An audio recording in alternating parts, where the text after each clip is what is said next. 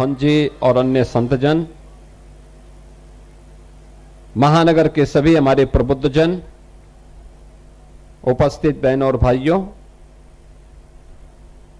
आज मुझे गोरखपुर के नागरिकों के लिए और उनके घरों में आने वाले अतिथियों के लिए पर्यटन की एक सुंदर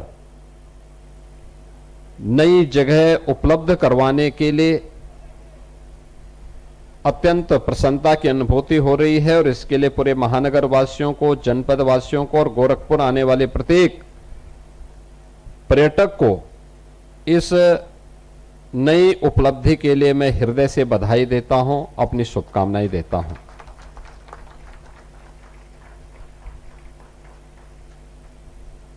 अब तक हमारे पास इको टूरिज्म का यानी नेचुरल टूरिज्म का एकमात्र केंद्र था, वह था रामगढ़ ताल।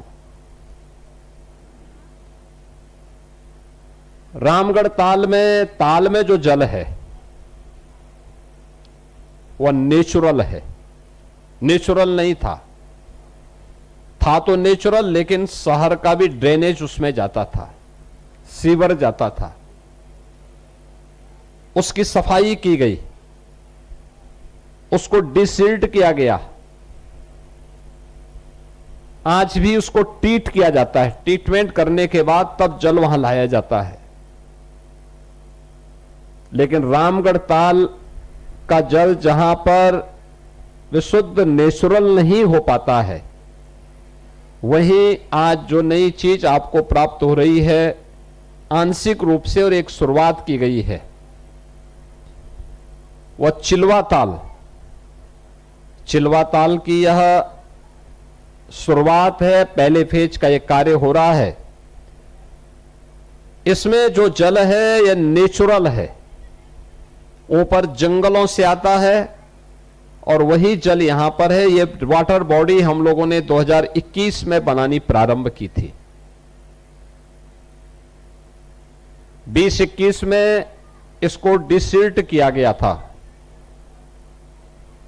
फर्टिलाइजर के निर्माण के दौरान फर्टिलाइजर कारखाने के लिए जो भी पानी लगेगा वह जल की आपूर्ति यहां से होगी और इस दिशा से हम लोगों ने इस वाटर बॉडी को उन्हें उपलब्ध करवाया और उसके बदले उन्होंने उसको गहरा किया, वहां की सिल्ट निकाली, सिल्ट निकाल करके उसका उपयोग ये भराव करके जो गहरे क्षेत्र थे उनका भराव किया गया। और आज मुझे आप सबको इस नए ताल को, इस सुंदरीकरण के पहले फेज को उपलब्ध कराते हुए बहुत प्रसन्नता की अनुभूति हो रही है। इसके लिए मैं यहां के सभी जनप्रतिनिधियों को, आप सभी को, पूरे महानगर वासियों को इस नई उपलब्धि के लिए बधाई देता हूं। यही अंतर है। पिछली सरकारों में ताल और पोखरों पे कब्जा होता था, उन्हें नष्ट किया जाता था। लोग उसे अपनी बपौती समझ करके कब्जा कर लेते थे, अपनी हवेली बना लेते थे, या वे क्षेत्र गंदगी और अपराध के गढ़ बन जाते थे। अब नए उसमें आप देख रहे होंगे, ये डबल इंजन की सरकार, भारतीय जनता पार्टी की सरकार, ये डबल इंजन की भारतीय जनता पार्टी की सरकार ताल और पोखरों पर कब्जा नहीं बल्कि उनका संरक्षण करती है, प्रकृति के प्रति अपने उत्तरदायित्वों का निर्वहन करती है, उनके पर्यटन के एक डेस्टिनेशन के रूप में, एक बेहतरीन गंतव्य के रूप में उसे विकसित करके लोगों के लिए, पर्यटकों के लिए, आम नागरिकों के लिए और कलाकारों के लिए भी एक मंच उपलब्ध करवाती है। और आज यही दृश्य यहां पर चिलवा ताल में भी हम सबको देखने को मिल रहा है। पिछले दिनों हम लोगों ने रामगढ़ ताल में वाटर स्पोर्ट्स की नेशनल जूनियर रोइंग प्रतियोगिता को देखा, लगभग एक सप्ताह तक ये प्रतियोगिता चली थी। 22 राज्यों के 243 से अधिक खिलाड़ी उसमें भाग लिए थे।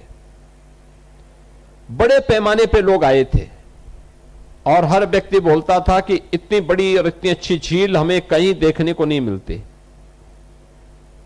मुझे लगता है कि वे लोग अगर यहां आ जाएंगे ना, यहां भी उनको और अच्छा लगेगा, और अच्छा लगेगा। और मुझे लगता है वाटर स्पोर्ट्स की व्यापक संभावना रामगढ़ के साथ साथ चिलवाताल में भी अब मौजूद है। ये हम इसके माध्यम से साबित कर सकते हैं। अच्छी सरकारें आती, अच्छी चीजें लेके आती हैं, ढेर सारे रोजगार के अवसर उपलब्ध होंगे।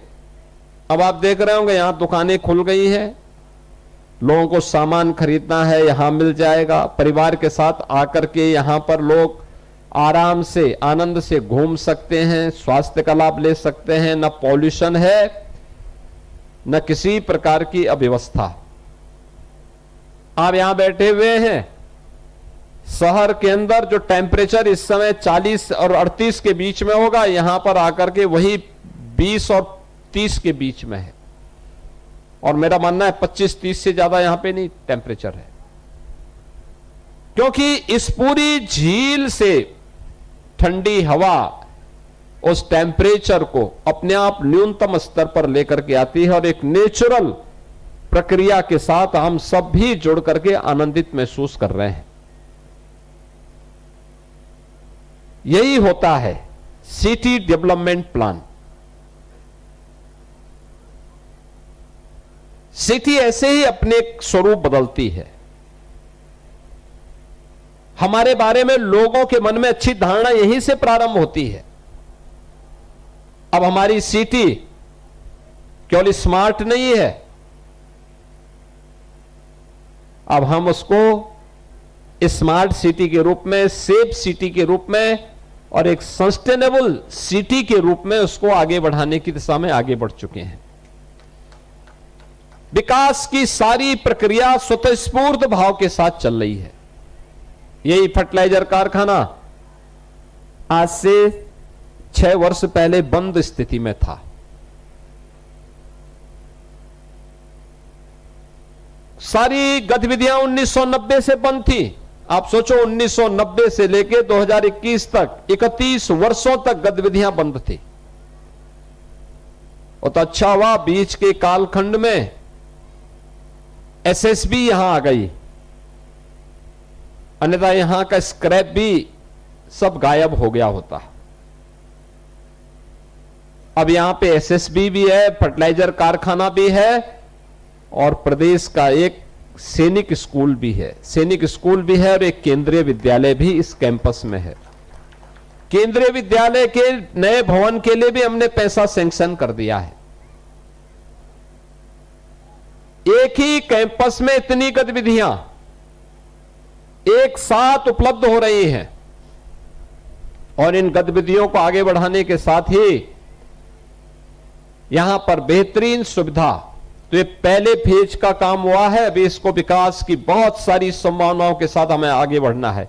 मैं स्वयं भी पहली बार यहां पे आया हूं देखने के लिए। हां, मैंने ये कल्पना जरूर की थी और मैंने ये पर्यटन विभाग को कहा था कि भाई उस ताल के बारे में, क्योंकि जब प्रधानमंत्री जी ने इस फर्टिलाइजर कारखाना का शिलान्यास किया था तब मेरे दिमाग में आया था और उस समय केंद्रीय मंत्री श्री पीयूष गोयल जी ने भी मुझे कहा था कि योगी जी इस वाटर बॉडी के बारे में कुछ करना चाहिए, क्योंकि फर्टिलाइजर को जल की आपूर्ति भी यहां से करनी थी और इसके पर्यटन विकास की दिशा से भी इसको आगे बढ़ाना था। इसीलिए हम लोगों ने उस समय प्रयास प्रारंभ किया जो मूर्त रूप ले रहा है। उसका पहला फेज है। इसके बाद के अन्य फेज में आप देखेंगे कि इसको हम रामगढ़ ताल की तर्ज पर ही बेहतरीन स्वरूप दे करके गोरखपुर के एक बेहतरीन टूरिज्म डेस्टिनेशन के रूप में स्थापित करके इको टूरिज्म का एक बेहतरीन केंद्र बनाएंगे, वाटर स्पोर्ट्स का केंद्र बनाएंगे, फ्लोटिंग सोलर का भी एक कोल इंडिया के साथ मिलकर के हम लोग यहां पे एक सोलर का पावर प्लांट भी यहां पर स्थापित कर रहे हैं। जो 20 मेगावाट की बिजली देगा। 20 मेगावाट का मतलब गोरखपुर की पूरी सिटी को बिजली की आपूर्ति यहां के सोलर प्लांट से उपलब्ध हो सकती है। और यह याद रखना, हम जब थर्मल पावर से बिजली लेते हैं तो वह कुछ न कुछ कार्बन उत्सर्जन करता है, प्रकृति को कुछ नुकसान भी पहुंचाता है। लेकिन सूर्य से आने वाली जो रोशनी है, उससे बनने वाली ऊर्जा है, उसमें कार्बन उत्सर्जन नहीं होता है। वो नेचुरल है, रिन्यूएबल एनर्जी है, ग्रीन एनर्जी है। और वह आप करेंगे तो नेट जीरो का लक्ष्य है कि कार्बन उत्सर्जन को जीरो तक पहुंचाना है, जिससे प्रकृति में होने वाले इस परिवर्तन को हम रोक सकें। और उसको रोकने की दिशा में किए जाने वाले प्रयास का एक हिस्सा है ये। विकास की सतत प्रक्रिया को हम नगर के अंदर ऐसे ही चलाते रहेंगे, लेकिन सरकार, ये डबल इंजन की सरकार सहयोग तो कर सकती है, निर्माण तो कर सकती है, लेकिन शहरवासियों को भी अपनी जिम्मेदारियों का पालन करना होगा। शहरवासियों के प्रत्येक नागरिक की जिम्मेदारी है, और वह जिम्मेदारी है कि हम लोग इस पूरी प्रक्रिया के साथ जुड़ करके शहर के विकास को आगे बढ़ाने में अपना योगदान दें। शहर का विकास कैसे बढ़ना चाहिए, कैसे आगे बढ़ना चाहिए, इसके संरक्षण के लिए गंदगी नहीं करना है, सार्वजनिक संपत्ति को नुकसान नहीं पहुंचाना है।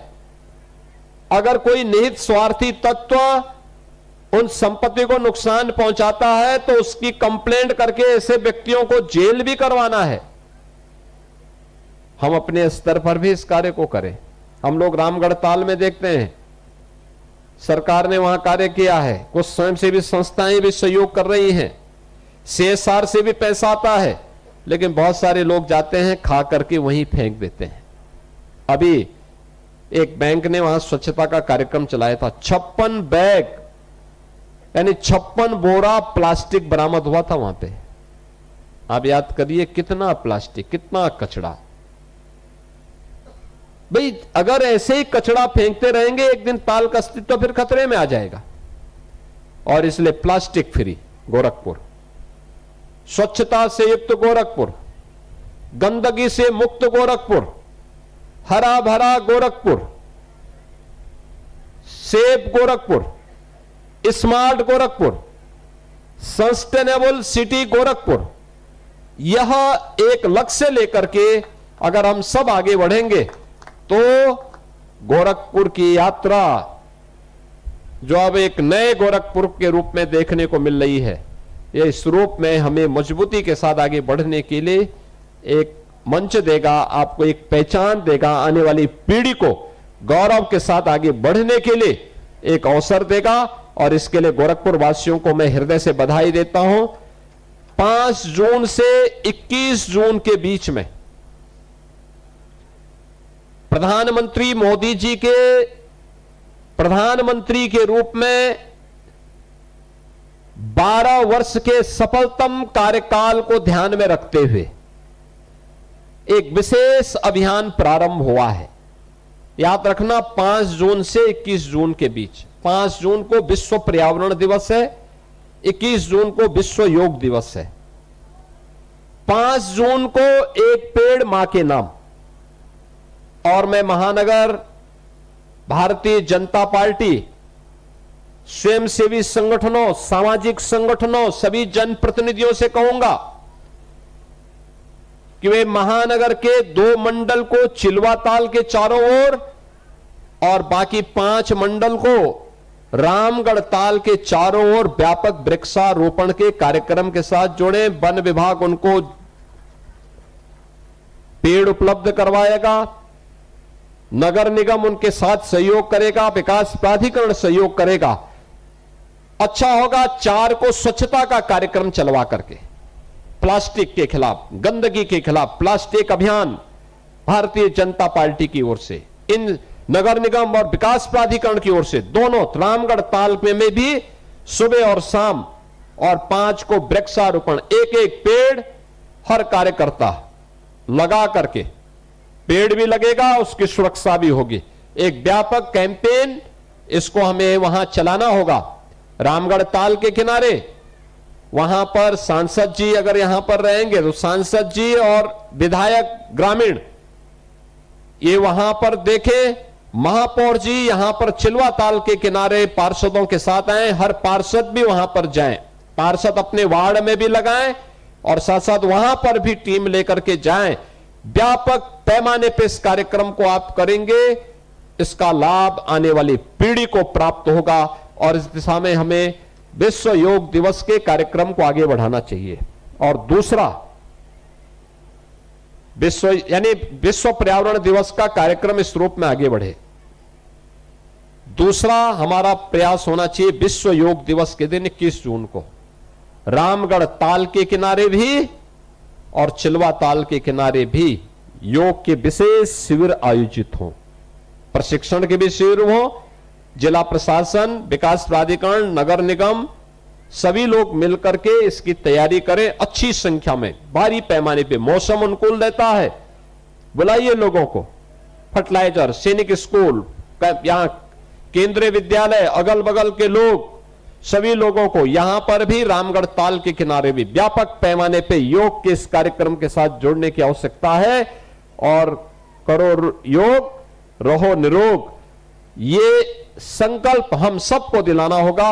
इस विश्वास के साथ आज चिलवा ताल यानी रामगढ़ ताल के बाद अब चिलवा ताल विकास की इस बेहतरीन मॉडल के लिए मैं गोरखपुर वासियों को हृदय से बधाई देता हूं और विश्वास करता हूं कि इस चिलवा ताल को भी आप एक सस्टेनेबल विकास के साथ जोड़ करके टूरिज्म के एक बेहतरीन डेस्टिनेशन के रूप में स्थापित करेंगे। आप सबके प्रति मेरी मंगल में शुभकामनाएं हैं। धन्यवाद। जय हिंद, जय जय श्री राम। बहुत बहुत धन्यवाद माननीय मुख्यमंत्री उत्तर प्रदेश श्री योगी आदित्यनाथ जी का।